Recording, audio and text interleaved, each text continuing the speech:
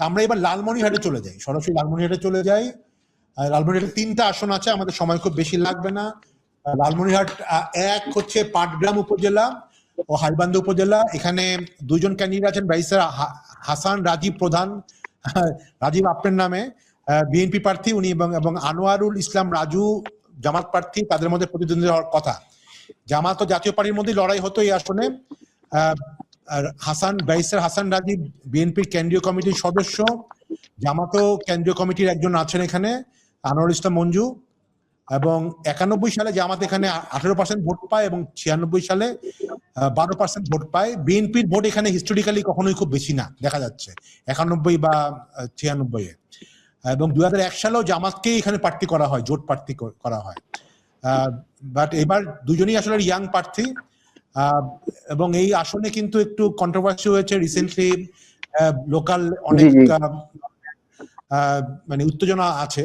তো সোফার কি মনে হচ্ছে লালমনিরহাট 1-এর ব্যাপারে, রাজীব?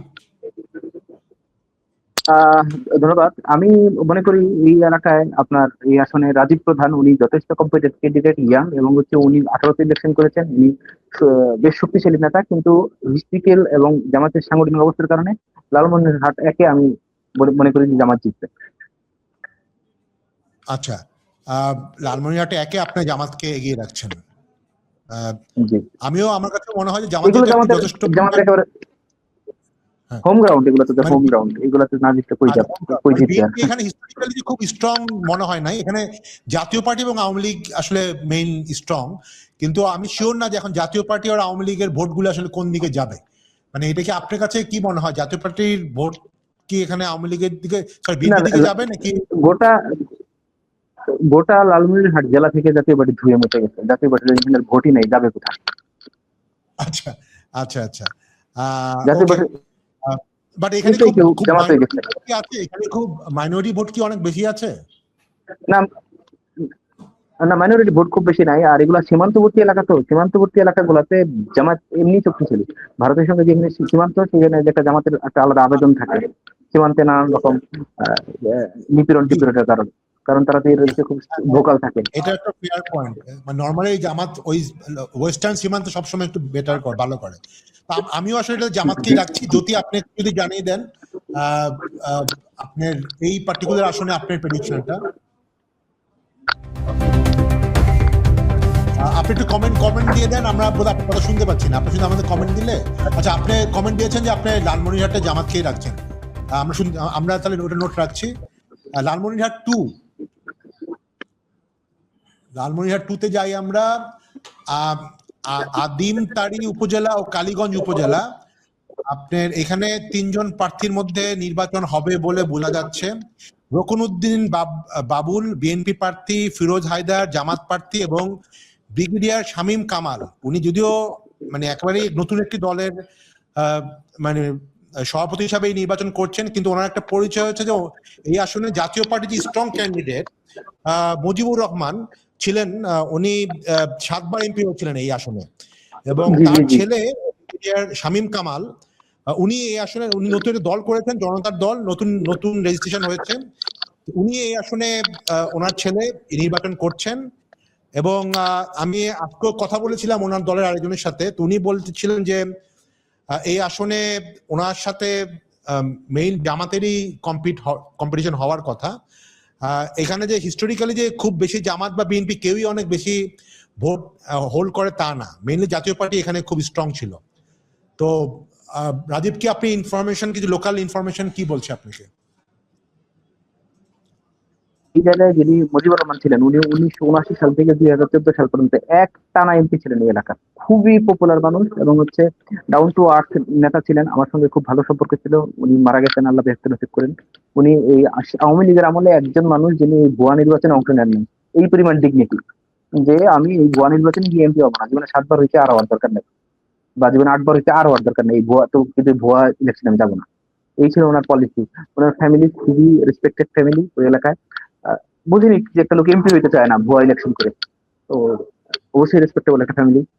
তো ওনার ছেলে দাঁড়াইছে, ওনার ছেলে দাঁড়ানোর কারণে যেটা হয়েছে যে মুজিবুর রহমানের যে ভক্ত অনুসারী, ওনাদের পরিবারের যে ভক্ত অনুসারী এবং লোকাল যে জাতীয় পার্টির যে ভোটগুলো ঐতিহাসিক ভাবে এগুলো সব ওনার দিকে চলে গেছে। তো এই কারণে ইলেকশনটা মানে জটিল হয়ে উঠছে। কিন্তু এই জনতার পার্টির যিনি কামাল সাহেবের কিন্তু ইয়ে নাই, আর সবকিছু আছে কিন্তু ওনার সংগঠন নাই। উনি সংগঠন ছাড়া কিভাবে স্বতন্ত্র উঠে আসবেন, এটা নিয়ে আমার একটা ডাউট আছে। উনি মুজিবুর রহমানের ছেলে, এটুকুই, কিন্তু এলাকায় থাকা, পড়ে থাকা, নেতাকর্মী তৈরি করা, এগুলো তো ওনার নাই। ওনার পপুলারিটি আছে, আমি স্বীকার করি, ওনার ফ্যামিলির পপুলারিটি আছে, সেটা দিয়ে উনি হয়তো ফাইটে আসবেন, কিন্তু আমি আমি এই আসনে জামাতকে রাখতেছি। আচ্ছা, মানে এখানে বিএনপি, তাহলে আপনার কথা মতো ফাইটটা আসলে কামাল সাহেব এবং জামাতের মধ্যেই হবে। বাট যেহেতু জি যেহেতু কামাল সাহেব অত স্ট্রং অর্গানাইজেশন নাই, এই জন্য আপনার প্রেডিকশন অনুযায়ী জামাত জিতে আসবে। জি আমি ব্যক্তিগতভাবে মনে করছি যে আসলে যেহেতু 7 বারের এমপি এবং একটা ব্যক্তিগত এক ধরনের জনপ্রিয়তা আছে, এবং ব্রিগেডিয়ার সাহেব ভদ্রলোক এমপি, এবং ভদ্রলোক এমপি। খুবই পপুলার এমপি আর কি। তো মানে যেহেতু ব্রিগেডিয়ার, বাংলাদেশের আর্মির অফিসারদের একটা নর্থ বেঙ্গলে একটা আলাদা একটা তো ইম্প্যাক্ট থাকে আর কি। তো আমি আপাতত আমি ব্রিগেডিয়ার সাহেবকে এগিয়ে রাখছি। এটা এমন না যে দল হিসাবে না, উনি মাঠ ইন্ডিভিজুয়াল, এবং মুজিবুর সাহেবের ছেলে হিসাবে হয়তো উনি জিতবে, এটা আমার প্রেডিকশন। তো আপনার প্রেডিকশনটা আপনি একটু যদি কমেন্ট করে আমাদের জানান, আমরা তাহলে ইনপুট করে রাখছি। আর পরের আসন লালমনিরহাট 3, আলাপ করার দরকার নাই, এটা আদতে ভাবে দুলু জিতবে। আচ্ছা, একটু আমরা আমরা আসি লালমনিরহাট 3টা সদর। হাবিব বুলু এবং আবু তাহের। এটা আপনি যেটা বললেন, বুলু সাহেব অনেকবার নির্বাচন হয়েছে, এবং এটাতে বোধহয় জামাতের লোকজনও মনে করে এটাতে দুলু সাহেব খুব আরামে জিতবে। তো হ্যাঁ, উনি ম্যাচ পিপলের লিডার, উনি হিউজ পপুলার। ওনার কথা শুনেন, 2014 সালে যে ভুয়া নির্বাচন হয়েছে, সেই নির্বাচনের সময় বাংলাদেশের 23টা কেন্দ্রে 0 ভোট কাস্ট হয়েছে, সেটা হচ্ছে দুলু সাহেবের এলাকা। লোকজন আওয়ামী লীগ কিছু দিয়ে লোক নিতে পারে নাই ভোট কেন্দ্রে। এটা হচ্ছে আপাতত নবীন দুলু। ওইখানেও আর অন্য কোনো আলাপই নেই, আপনার কোনো সমীকরণটা চিন্তা করে লাভ নেই। আচ্ছা, এটা ঠিক বিএনপির ভোট থেকে দুলু সাহেবের পার্সোনাল ভোট নাকি?